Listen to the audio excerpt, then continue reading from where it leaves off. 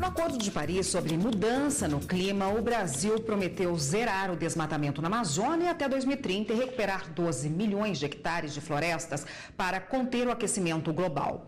Mas está difícil de cumprir. O desmatamento na Mata Atlântica registrado no ano passado foi de mais de 200%.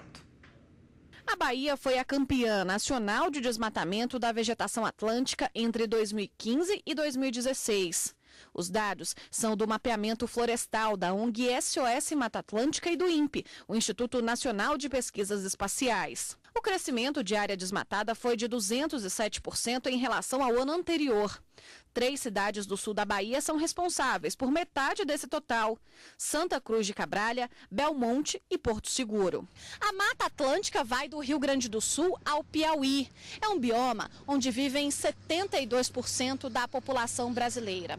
Há 10 anos, segundo os ambientalistas, não havia uma derrubada nessas proporções. Isso é realmente alarmante porque o nosso último resquício dessa Mata Atlântica, ela começa a seguir os caminhos da floresta de araucária, que já praticamente desapareceu, tem 5%, 2%, e a Mata Atlântica tão querida vai desse caminho. A divulgação dos dados coincide com os 5 anos do Código Florestal.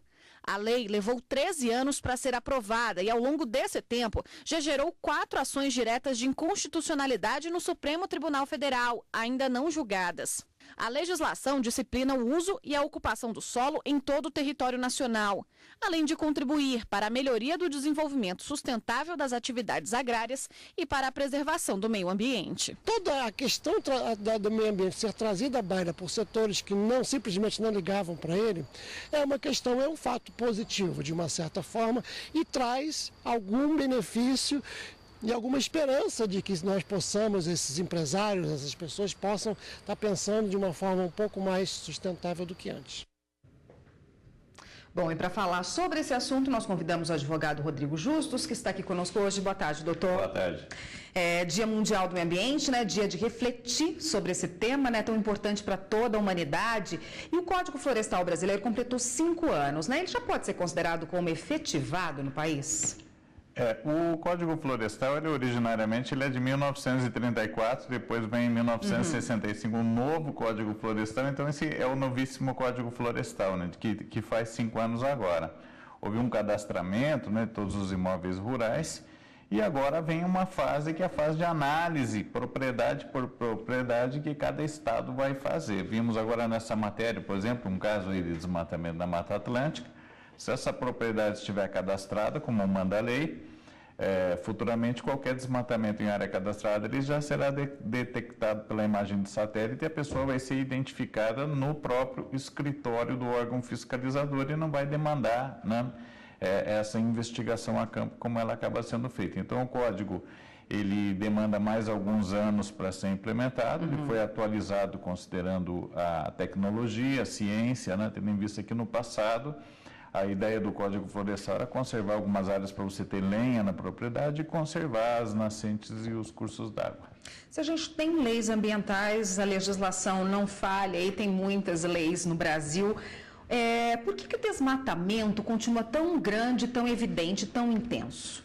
O desmatamento na Mata Atlântica, ele é proibido por lei, né? Então, na verdade, qualquer desmatamento, tirando as exceções da lei, ele é considerado ilegal, né? E existe um desmatamento autorizado pela legislação, que é um percentual que o produtor pode abrir, e os excessos, eles são punidos. Talvez haja, por parte dos produtores, aqueles que acham que não vão ser incomodados pela fiscalização, não vão ser punidos. Então, talvez haja aí um percentual de acreditar na impunidade também. Existe o desconhecimento da legislação, que também existe a impunidade, e existem questões que estão relacionadas à aplicação da lei, à demora, né, dos órgãos ambientais, e às vezes da própria justiça na aplicação aí dessas penalidades. A gente tem centenas aí de leis ambientais, de normas ambientais no país todo, né? Todas elas são boas normas? Todas são consideráveis? Têm a mesma importância? O Brasil é um dos países que mais tem leis no mundo. Para qualquer assunto que você entrar, dizem que os latinos são excelentes produtores de leis, mas no quesito cumprimento, né? Se pegarmos qualquer país aí da América Latina, existe uma variação. Quando nós pegamos os países aí, Europa, Estados Unidos, nós vamos ver que tem menos legislação e mais cumprimento. Então, até lá dizem que tem a tal da Law in the Book, que é a lei no livro, né? Que ficou apenas no papel, né? Nós também temos aqui regras e regras. Então, eu acho que o nosso desafio na revisão e atualização de legislação aquelas normas que não tem como cumprir ou perderam eficiência no tempo, elas têm que ser retiradas para ser mantidas aquelas que são necessárias serem cumpridas pelo bem-estar da coletividade. Então, nós temos a tarefa, né, no caso o Congresso e os legisladores, de manter atualizada a legislação, para que não se use regras que não têm fundamento, como desculpa para não se cumprir as normas efetivamente importantes. Ótimo, a gente vai continuar nesse assunto no próximo bloco, só um minutinho, por favor. O Jornal da Justiça está de volta e continuamos a falar sobre o Dia Mundial do Meio Ambiente com o advogado Rodrigo Justus, que está aqui hoje. Doutora, a gente estava falando dessa farta legislação ambiental que existe no Brasil, né? Umas bem importantes, que devem ser seguidas, mas a lei, para ela ser seguida, a legislação, ela precisa também que haja punição e, para isso, precisa de fiscalização. E a gente sabe que o Brasil é um país gigantesco, dimensão continental. Isso dificulta muito a fiscalização? Dificulta. Até que, em 2011, foi feita a Lei Complementar 140, que antigamente pensava-se que fiscalização era só IBAMA, né? IBAMA é órgão federal de fiscalização. E essas atribuições, elas foram compartilhadas com os estados e municípios. Mas não quer dizer que foi feita uma lei dizendo que o município só tem que fiscalizar, que isso aconteça de fato, tendo em vista que a estruturação significa dinheiro, contratação de pessoas. Então, do ponto de vista prático, a institucionalização da fiscalização em todo o território nacional, que não deve depender só de uma visita do órgão federal, né? Porque o IBAMA não tem condição de estar em todos os lugares, ela demandará mais tempo.